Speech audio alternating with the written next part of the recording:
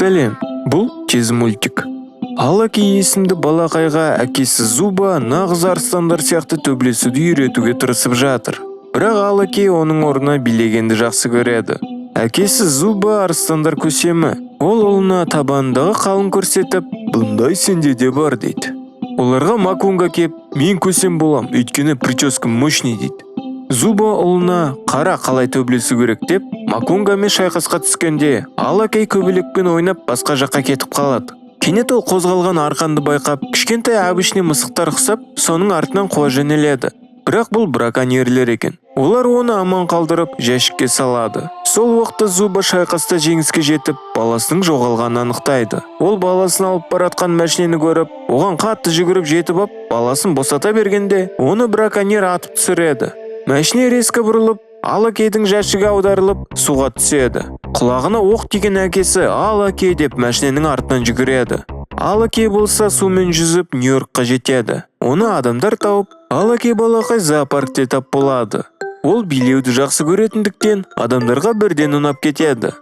Бұл Алекстің кішкентай кезі достар. Қазіргі уақытта олар Мадагаскардан ұшақпен кеткелі жатыр. Джулиан, мен де сендермен бірге барам дейді. Мортта, мен де барам деп ұшаққа кіріп үлгермей қалды. Пингвиндер ұшақты оталтырып, лемурлар оны рогатыкмен атып, олар ұшады.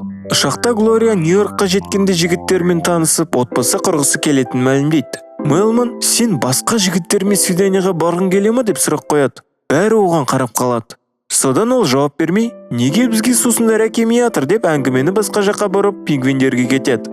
Глория ұйқыға кетеді. Ұшақтың жанармайы таусылып, олар құлайды. Жолай Марис пен Джулиан ұшып шығып, парашютпен аспанда қалады. Құлап баратып, бәрі өлер алдында шындықтарын айтып жатқанда, Мелман Глорияны жақсы көретінін айтып айғайлап жібереді. Тып-тыныш болып қалады. Глория болса қорылдап ұйықтап отыр. Яғни оны естіген жоқ.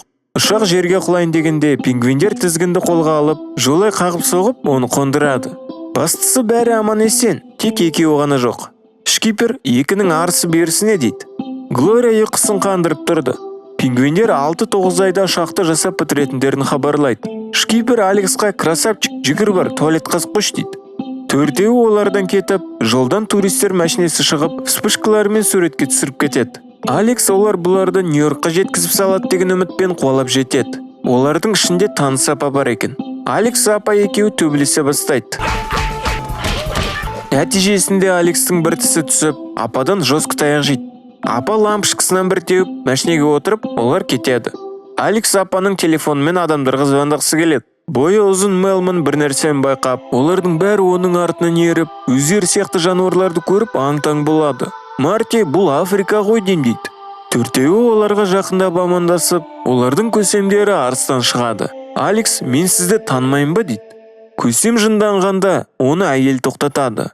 Ол Алекске, Алаки, бұл сенсің бе деп Зубаға оның табандағы қалды көрсетеді.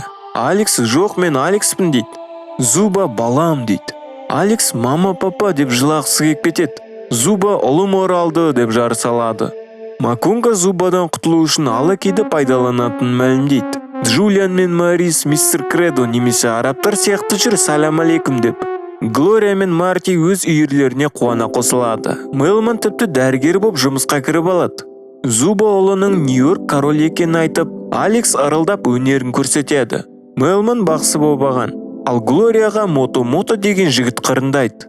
Макунга Алаки үйірге қабылдау рәсімінен өткен жоқ, ұлыңды қашан қуасың деп Зубадан сұрайды. Әкесі ұлына, ол рәсімде жас арыстандар өздерінің еркек екендерін дәлелдеп, өнерлерін көрсететінін айтады. Алекс қатырамғы әке деп қояды. Кейін төртеуі Африканың оларға ұнап жатқанын мойындайды. Сол уақытта пингвиндер ұшақты жасауға запчасть керек болғандықтан туристердің мәшинесін угон жасайды. Кенет мәшинеде әлгі апа шығып, оны бұлар мәшинеден лақтырып жібереді. Сосын оны қағатта артқа беріп кетіп қалады. Бірақ апаң мощный, мойнын қытырлатып, туристерді өзімен бірге жетектеп кетеді. Алексті мама папасы ол кішкентай кезінде ұйықтаған жерге алып келеді. Бағанағы туристер басқа туристер тобын табады. Апа от жағып, өзі сияқты Нью-Йорктан келген туристерді жандандырады. Таң атқанда теңізден морт шығып, артынан оны жеуге акула шығады.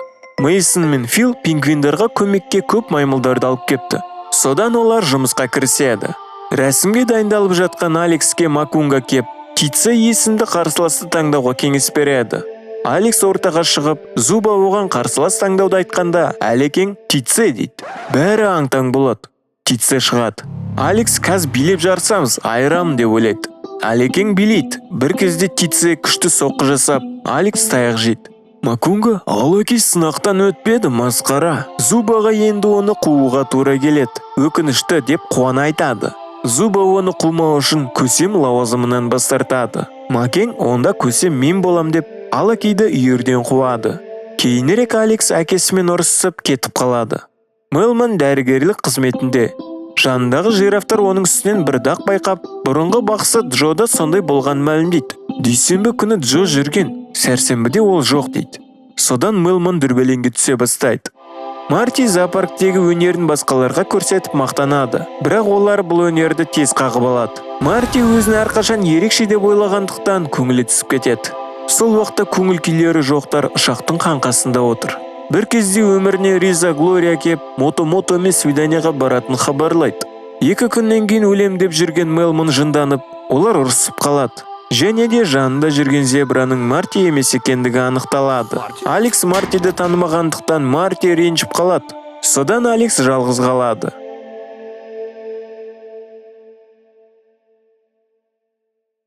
Мелман өлуге дайындалып шұңқырда жатыр. Оған Марис пен Джулиан келеді. Джулиекең 2 күн өмірім ғана қалса, армандаған нәрселерімді жасаушы едім дейді. Мелман жасағым келетін бір нәрсе бар деп, Глорияға сезімін білдіруге духы жетпегенін мойындайды.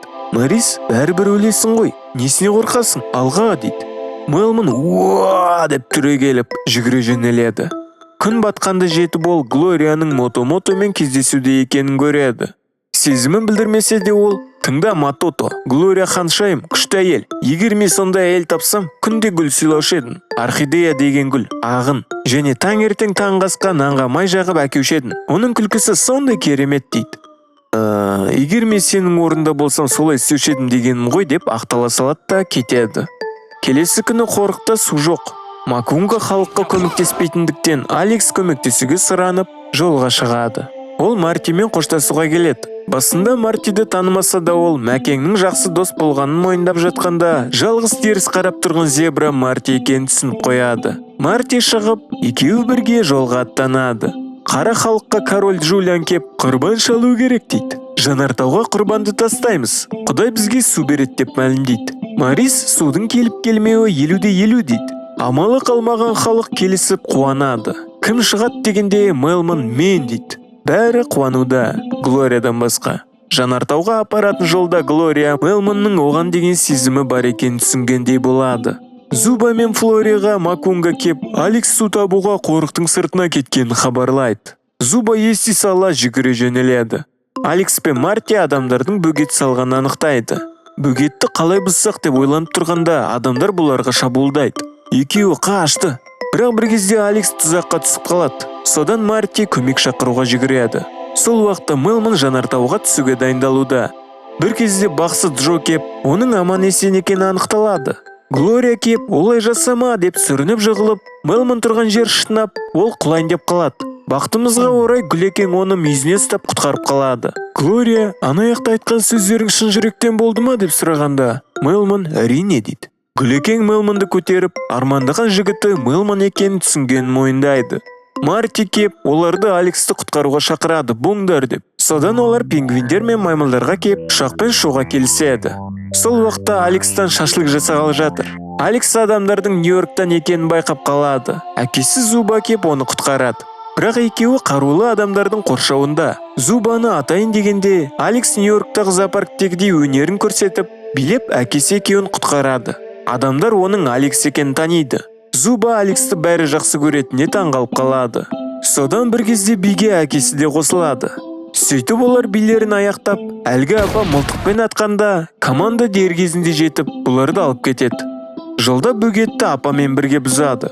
Жанартауға мұрт жетіп, оның артынан бағанағы акула қуып, нәтижесінде акула жанартауға түсіп кетеді. Құрбан шалынды, үшеуі су келгенін көреді. Қорықтағылар суды көріп қуанып, Алеки мен Зубаны қуана қарсы алады. Флори жұбайымен ұлын құшақтайды. Макунга шығып өзінше міңгір-міңгір дейді. Алекс сенікі дұрыс деп сыйлық сыйлайды. Сосын оған апаны жібереді. апаң оның көкесін танытады. Зуба мен Алекс көсем болды. Кейінірек үйлену тойы болады. Шкипер мен қуыршақтың. Олар біздікілер тастап балайына кетеді. Алекс Нью-Йоркқа әзірше қайтпаймыз дегенде, Зуба ашулы сияқты кейіп танытып, ұлына прикол ұстайды. Алекең, мәссаған, әкем жарады, Марти дегенде, Марти? Кім Марти? Қайдағы Марти деп әзілдейді. Алекс оны басқалармен шатастырып алмау үшін белгі қойып қойыпты. Сондықтан ол бұның Марти екеніне сенімді. Соңына дейін көргендеріңе рахмет. Кез мультиктан мультик, сендерден подписка.